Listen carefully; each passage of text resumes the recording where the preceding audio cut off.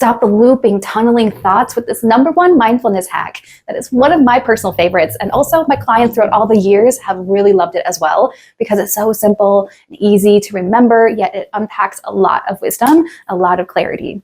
So if you've been going through some tunneling thoughts or maybe internalized pressure, those #2 things that I am very prone to, which is why this tool has come through me to share, then you're definitely right where you need to be. I'm going to unpack what the tool is, and we're going to do a second part to this video where it's going to be kind of a workshop where we get to walk through the practice together so you're all set up for success.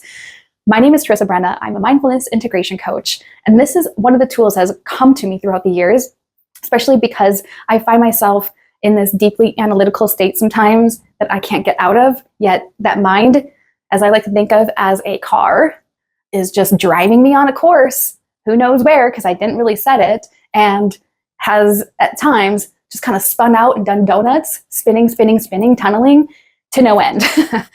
And this is the one tool that helps me pump the brakes and stop that car in its place, to be able to take a moment of reflection to figure out how did we get here, why are we here, and then be able to take my control back into the driver's seat and then drive it where I want it to go.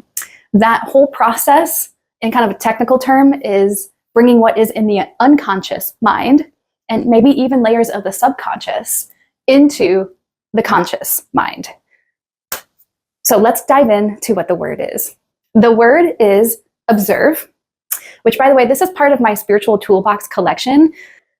It is a volume of tools I made for you at your disposal that can help you navigate through life's challenges with a little bit more ease, grace, and clarity. I like to think of them as transformational tools to get back to peace, centeredness, and balance.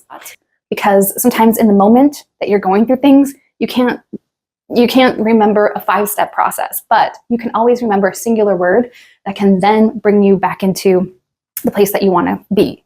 And so that word is observe. The word serve is highlighted in the word observe. This is kind of like our operative verb here. Why this is highlighted is because 2 reasons. #1, observe calls you into the observer role. Instead of being in the participant role where you're doing the thing, you're at eye level, on ground level, ground zero, with the thing that is right in front of your face. Instead of being in the experience, you can take yourself out of the experience, kind of neutralize yourself, move yourself out of your head into a more bird's eye view so you can see the forest through the trees, as I like to say.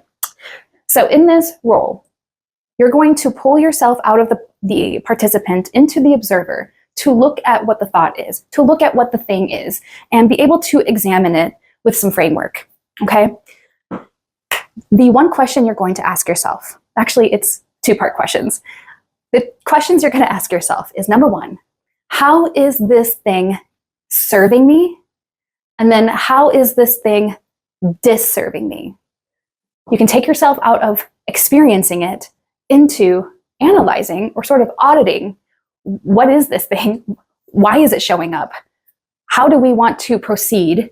And at the end of that process, you can find yourself in more clarity, more peace, and even release of the pressure. Sometimes when those tunneling thoughts are going around and around and around, it starts to create momentum that is pressurizing, and it is crushing pressure. Believe me, I know, because I'm also a poster child of internalized pressure. It's one of those things that in our internalized state, we can be sort of our own drill sergeants that are like, do this thing, we need to do this thing, because if we don't, this will happen, and or like whatever the narratives the mind wants to bring up about the thing.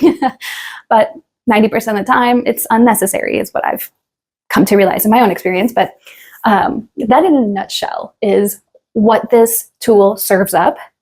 So what kind of things can we observe? We can observe thoughts, we can observe information or news, opinions, perspectives.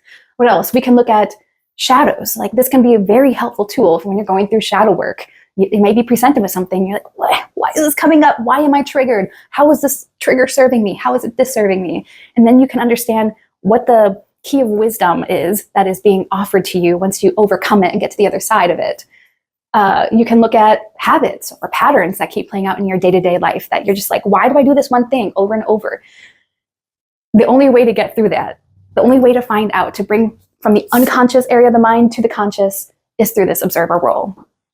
So to help you out with your practice, I have made a worksheet that is pretty easy to follow. I will link it in the description, or I may even pin it in the comments. Just check below and you'll be covered. Go ahead and download it, print it out, and walk through a thing that has been bothering you, whether it is something that is heavy or even light. Honestly, you can observe so much in this world, right? I brought up a lot of these things that are more or less weighing us down, or can create internalized pressure, can create looping thoughts, but we can also use it in a lighter sense. Like when I'm walking out in nature, I like to observe it in that light. Like, how is nature serving me? Well, it's lowering my cortisol levels. I get an energy balance just naturally that occurs. I feel at peace, and I like to visualize the mycelium network, especially if I'm walking on a trail. That is just so amazing, and I appreciate nature for being such a wisdom teacher. How is nature disserving me? Well, sometimes in years past, especially around this time in Alaska, I would be privy to tree pollen allergies, and that would definitely take me down for a few days. Now that's no longer a thing for me anymore, thankfully. But you can use it in other contexts as well. If you ever just want to bring awareness to a thing, this is your way. All right, so going back to the worksheet, you'll see a few different blanks here to fill in. Just fill out what you're observing. You ask yourself these two questions: how is it serving me? How is it disserving me? And then you have this framework of the observer, the judgment that you want to make about the thing, and then the action you want to take moving forward. Now that you've walked through these things, you have the clarity. So I'm just going to share with you one example that I used for this worksheet. There's been something I've been kind of wrestling with lately. It's kind of minor, but still, I didn't have the insight in my day-to-day conscious. I could tell it comes back to a daily routine, like a habit. And I wanted to tunnel in deeper to figure out, like, why is this a struggle for me? So what that comes down to is lately I've been noticing that my bedtime routine is getting later. And so I'm rising a little bit later. And just to bring some context to why this is creating some internalized debate within me is because prior to this, for about 3 years, I worked for a company that was on Eastern time zone, and I'm in Alaska time zone. So while it was nice to work remotely, I was always 4 hours behind, and everyone else that I worked with was on Central or Eastern time zone. So I started the day practically on fire. You know what I mean? And so like my bedtime used to be between 8 and 10 p.m. and I would be up around the 5 o'clock hour, and I was expected to be responsive by 6 a.m. And then I would probably get to my actual desk by 7 a.m. So before I'm even able to walk through my morning rituals, I'm answering Slack messages, I'm answering emails, I'm answering like the priority number one type of messages. And so like I say all this because when that chapter ended and I now work for myself and I don't have to contend to that same kind of schedule, I have found myself sort of rebelling against that and just luxuriating in the ability to live in my actual time zone. For 3 years, I lived in the Eastern time zone. So I think that I've been sort of rebelling against that ever since. It's been over a year now that I've been working for myself, and I just can't seem to change my sleeping schedule.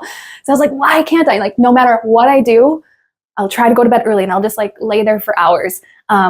So nothing changes. And then I still had to get up later because I'm a queen and I need 8 hours of sleep.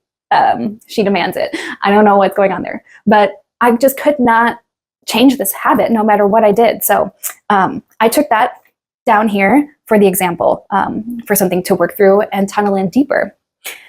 So I'm observing the fact that this daily routine, I wrote down some of the specifics here. The daily routine, late to bed, late to rise. And when I say late, it's not like I'm waking up at noon. No way. I'm rising somewhere around 8 or 9 a.m. So still not like terrible, but I still hold with me this feeling of FOMO. I still beat myself up about it. When I wake up, I'm like, I feel like I'm already an hour or two behind business hours, especially because there are some calls that I had the opportunity to join that like live calls.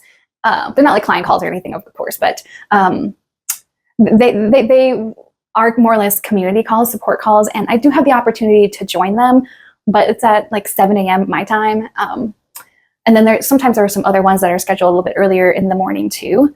So sometimes I do get FOMO, like, should I be going to those calls? But intuitively, I know I would, if I felt like, if my spirit was drawing me to go to those calls, I definitely could make it happen. I can and I will. But I think it's just like internalizing and being that drill sergeant in my head, like, you should go to bed early, why can't you? Ugh! Like beating myself up. That is more or less what is happening in this interaction. Yeah, so I wrote under the ask yourself, how is this serving you? How is this disserving me? For serving, I said, it feels natural and harmonious with my current schedule.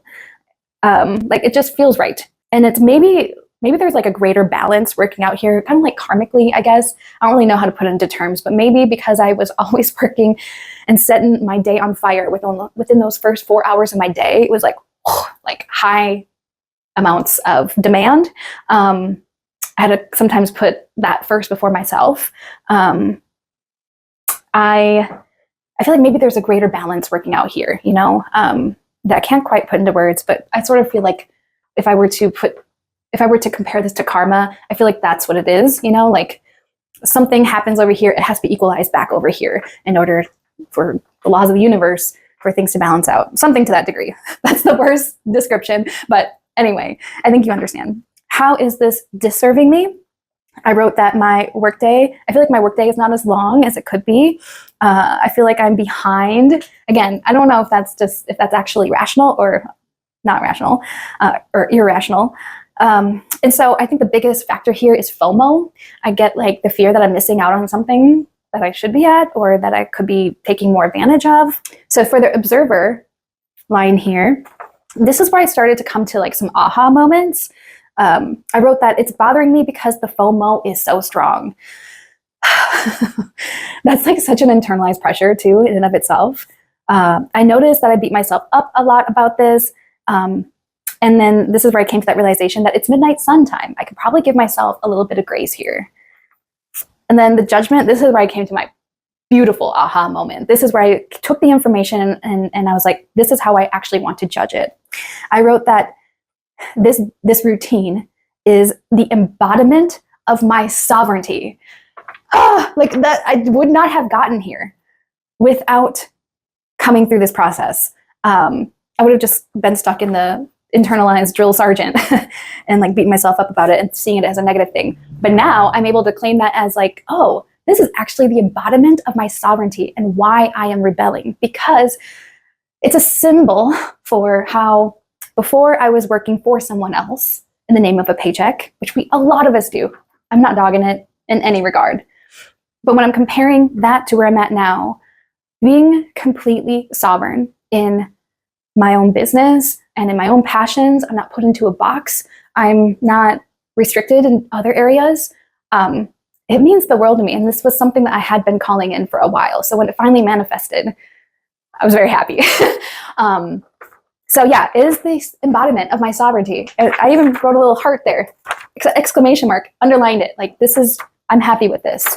Okay, so finally, last step, action. I wrote, I will continue to allow this to run its natural course, yet remain open to shifting to an earlier bedtime at the perfect and right moment that it is presented. I'm willing to find sovereignty in the earlier rise as well. So maybe I need a little bit of perspective shift there at some point. But I'm just gonna say, hey, I'm good with this, but I'm also open to shifting whenever it's presented to me. And I absolutely, like if there's an important call at 7 a.m., I'm gonna make that happen for sure. I wrote, but I will no longer push myself just for the sake of it, and feel bad about failing, because I am capable of shifting and I know I can, and I will at the appropriate aligned time as it's presented to me to do so. And how do I know this? Because I've done it before, because I had to shift into an earlier time zone or earlier bedtime for that Eastern time zone, I had to completely shift back then. I can do it again. I am successful at this. Like, I'm not a failure. I can and will do it, and I will remain open. So yeah, I walked away from this practice, which, by the way, only took a few minutes to write this down. I wrote, I am now at peace with this. It has allowed me to release the pressure, release this sort of burden that I didn't even know I was perpetuating over and over. But I found the reason, the little nugget that was there underlying it all. No longer internalize struggle, I wrote. I can put this matter to bed. Ha, pun intended. So, my friends, I hope you get that worksheet. Go grab it. It's in the links. Print it out, and please share in the comments the thing that you're observing. Let me know what's serving you and what is disserving you. How did you break that down? And also, if you found this practice helpful, I encourage you to please share it with your friends or other people you know that may be going through the struggle. These tools are meant to be shared. And so I so thank you for your continued support, for liking, sharing, and subscribing to my channel. Much love.